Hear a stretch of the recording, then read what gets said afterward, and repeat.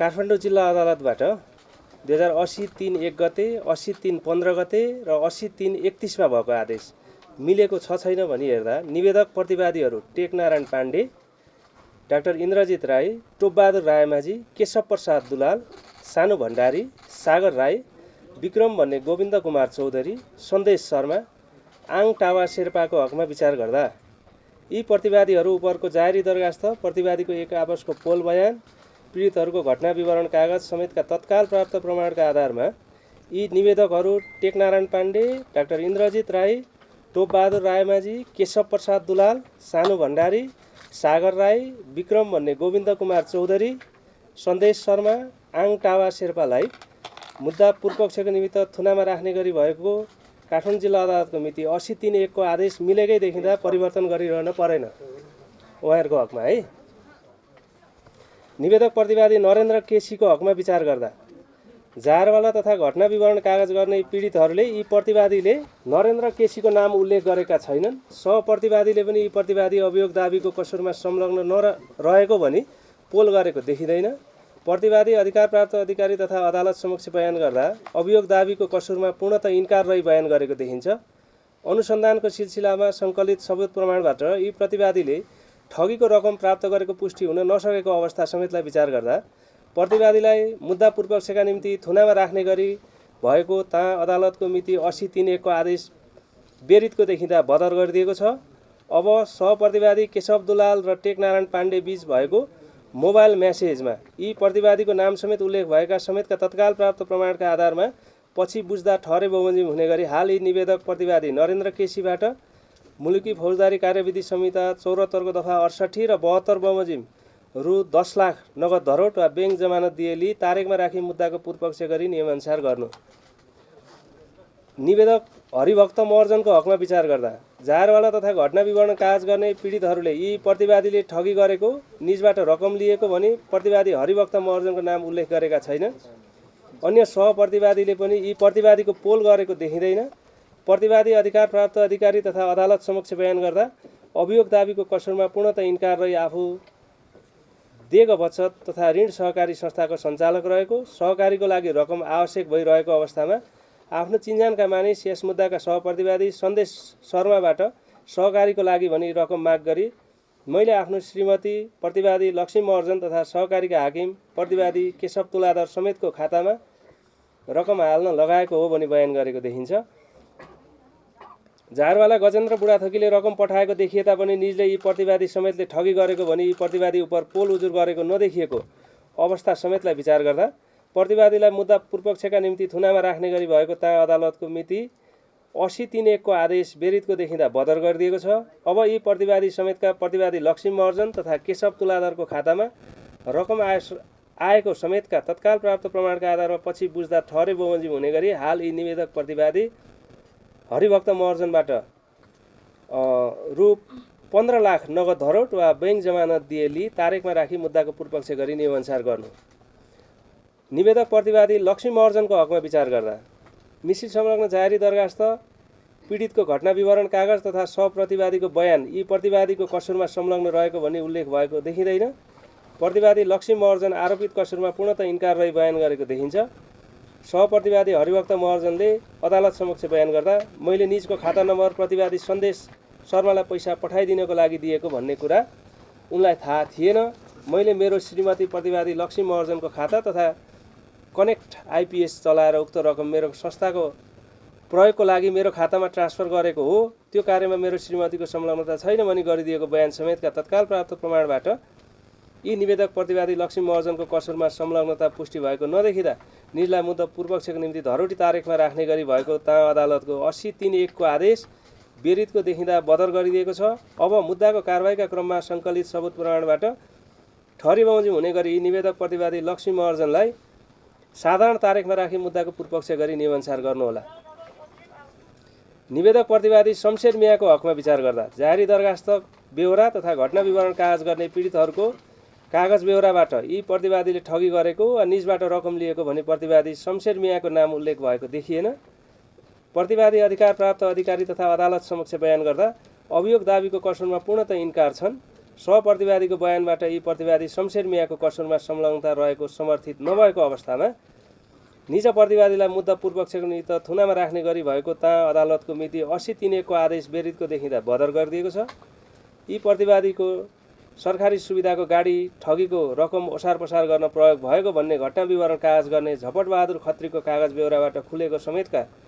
तत्काल प्राप्त प्रमाणका आधारमा यी निवेदक प्रतिवादी शमशेर मियाबाट रु 10 लाख नगद धरोट वा बैंक जमानत दिएली तारिखमा राखी मुद्दाको पूर्वपक्ष गरी नियमअनुसार गर्नु। निवेदक प्रतिवादी आशिष बुढाथोकीको हकमा विचार गर्दा झायरवाला रविन्द्र कार्कीको जाहेरी दरखास्त तथा घटना विवरण कागज गर्ने पूर्णबहादुर अधिकारीको कागज बेहोरामा यी प्रतिवादीको नाम उल्लेख भए पनि यी प्रतिवादीसँग झायरवालाको भेटघाट भएको वा प्रतिवादीले निजहरूसँग रकम माग गरेको देखिँदैन। प्रतिवादी आफ्नो खातामा झायरवालाबाट रकम आएको तथ्यमा स्वीकार गरे पनि आरोपित कसुरमा पूर्णतः इन्कार रही बयान गरेको देखिन्छ। झायरवाला रविन्द्र कार्कीबाट यी प्रतिवादीको खातामा रकम जम्मा भएको रकम तत्कालै प्रतिवादी मध्येका केशव प्रसाद दुलालको पत्नी यस मुद्दाका अर्का प्रतिवादी दिपा हुमागाईको खातामा ट्रान्सफर भएको अवस्था मिसिल संलग्न कागजहरूबाट देखिन्छ। सहप्रतिवादीहरूको बयान समेत यी प्रतिवादी आशिष बुढाथोकी कसुरमा संलग्न भएको भनी समर्थित हुन नसकेको समेतका तत्काल प्राप्त प्रमाणबाट यी निवेदक प्रतिवादी आशिष बुढाथोकीलाई मुद्दा पूर्वपक्षको निमित्त थुनामा राख्ने गरी भएको ता अदालतको 80-3-15 को आदेश बेरितको देखिँदा बदर गरिदिएको छ। अब यी निवेदक प्रतिवादी आशिष बुढाथोकीलाई दफा 69 बमोजिम साधारण तारिखमा राखी मुद्दाको पूर्वपक्ष गरी नियमअनुसार गर्नुहोला। निवेदक प्रतिवादी सन्दीप रायमाझीको हकमा विचार गर्दा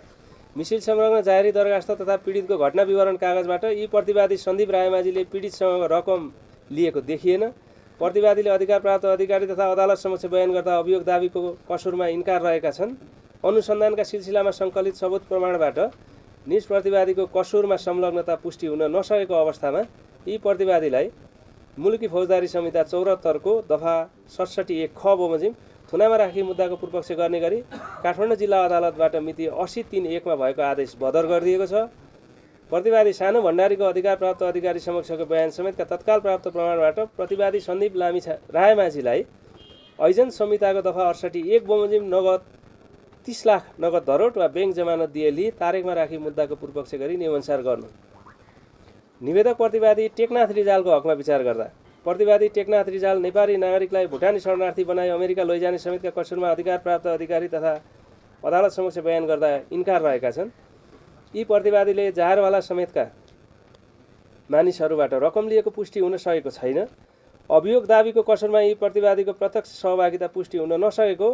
प्रतिवादीको उमेर 76 वर्षको भई ज्येष्ठ नागरिक देखिएको, निजको मानसिक स्वास्थ्य समेतका समस्या देखिएको तथा प्रतिवादी शरणार्थी नेता भई नेपालमा निर्वासित जीवन व्यतीत गरी निज अन्य देशमा भागी जाने अवस्था समेत नदेखिँदा प्रतिवादी टेकनाथ रिजाललाई मुलुकी फौजदारी कार्यविधि संहिता 2074 को दफाको 67 बमोजिम थुनामा राखी मुद्दाको पूर्वपक्ष गर्ने गरी भएको ता अदालतको 80-3-1 को आदेश मिलेको नदेखिँदा बदर गरिदिएको छ। अब प्रतिवादी रामशरण केसीको बयान समेतका तत्काल प्राप्त प्रमाणहरूबाट यी प्रतिवादी टेकनाथ रिजाललाई मुलुकी फौजदारी संहिता 2074 को दफा 68 र 72 बमोजिम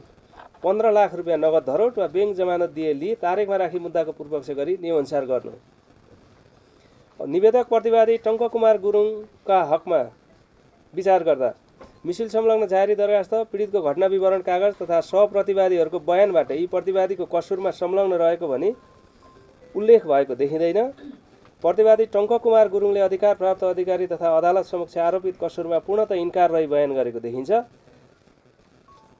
यी प्रतिवादीले सञ्चालन गरेको होटल रेस्टुराँमा अन्य प्रतिवादीहरू आएको मिटिङ गरेको कारणबाट मात्र यी प्रतिवादी अहिले नै कसुरमा संलग्न रहेको भनी मान्न मिल्ने नदेखिँदा प्रतिवादी टङ्ककुमार गुरुङलाई थुनामा राखी मुद्दाको पूर्वपक्ष गर्ने गरी भएको अदालतको मिति 80-3-1 को आदेश बदर गरिदिएको छ। मुद्दा कारबाहीको क्रममा सङ्कलित सबुत प्रमाणबाट ठहरै बमोजिम हुने गरी प्रतिवादीलाई मुलुकी फौजदारी कार्यविधि संहिता 2074 को दफा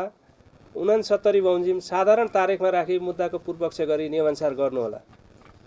निवेदक प्रतिवादी केशव तुलाधरको हकमा विचार गर्दा प्रस्तुत मुद्दाको जाहेरी दरखास्त, पीडितहरूको घटना विवरण कागज तथा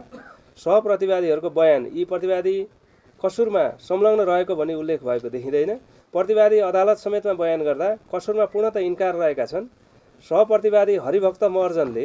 अदालत समक्ष बयान गर्दा मेरो अफिसको बोस प्रतिवादी केशव तुलाधरलाई उक्त समय कोरोना भई हस्पिटलमा राखेको थियो। सो अवस्थामा उहाँको नामको खाता नम्बर मैले प्रतिवादी सन्देश शर्मालाई दिएको हो। उक्त कुरा प्रतिवादी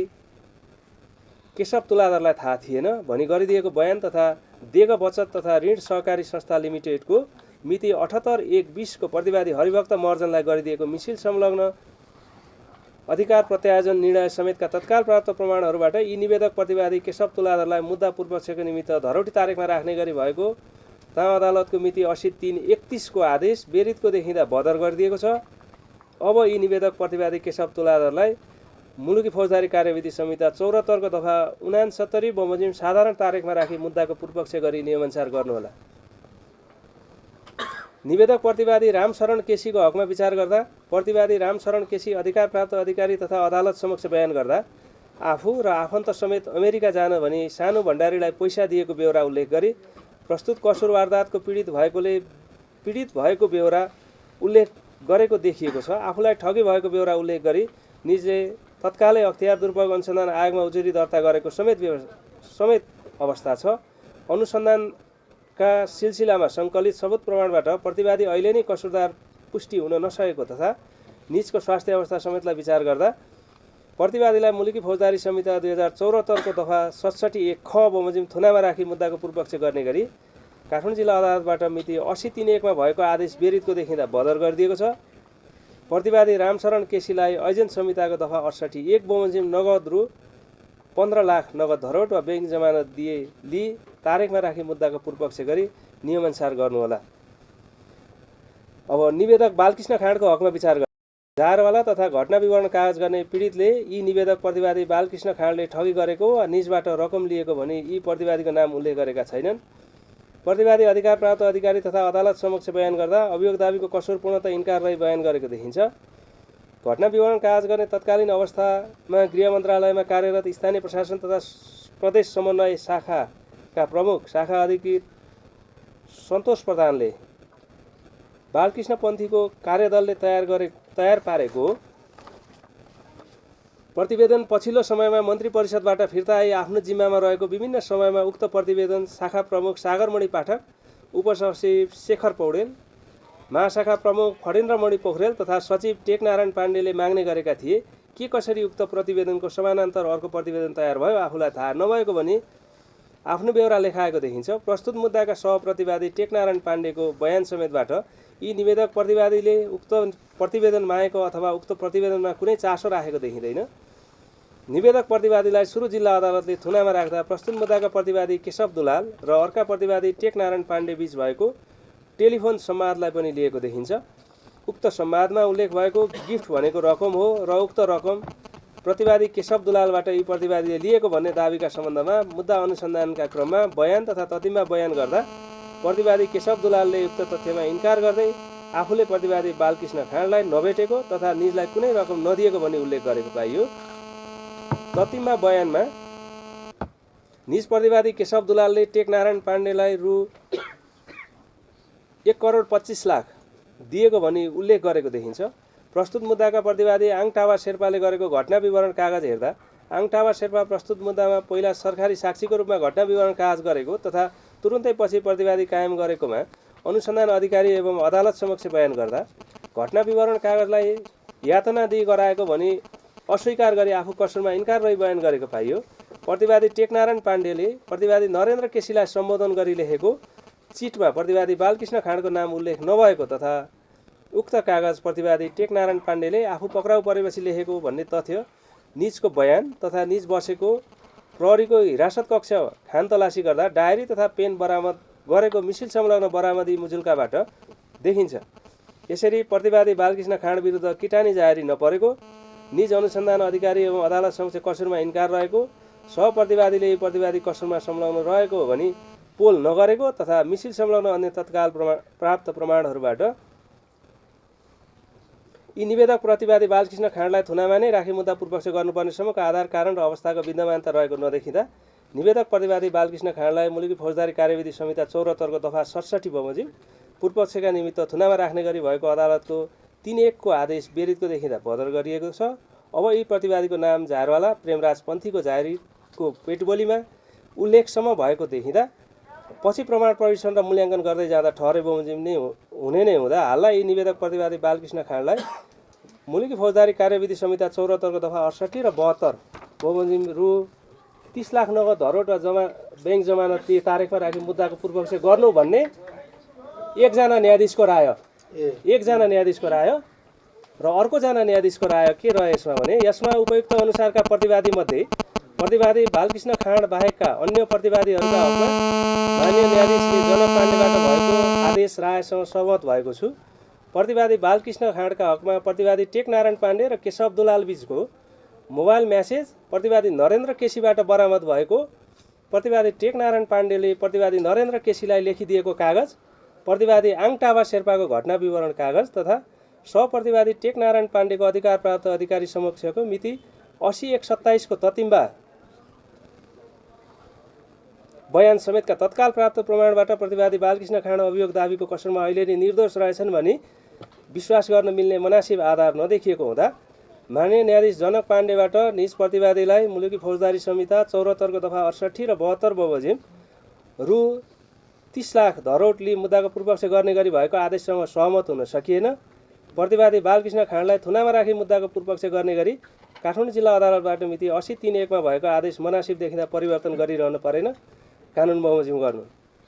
प्रतिवादी बालकृष्ण खाँडको हकमा आदेश राय मतैक्य हुन नसकेकोले प्रस्तुत फरक राय सहितको निवेदक बालकृष्ण खाँड विपक्षी नेपाल सरकार भएको 2080 RE 0288 को प्रतिवेदन उच्च अदालत नियमावली 2073 को नियम 12 बमोजिम तेस्रो न्यायाधीश समक्ष पेश गर्नु। पहिलो राय जनक पाण्डे श्रीमानको, दोस्रो राय प्रकाश खरेल श्रीमानको।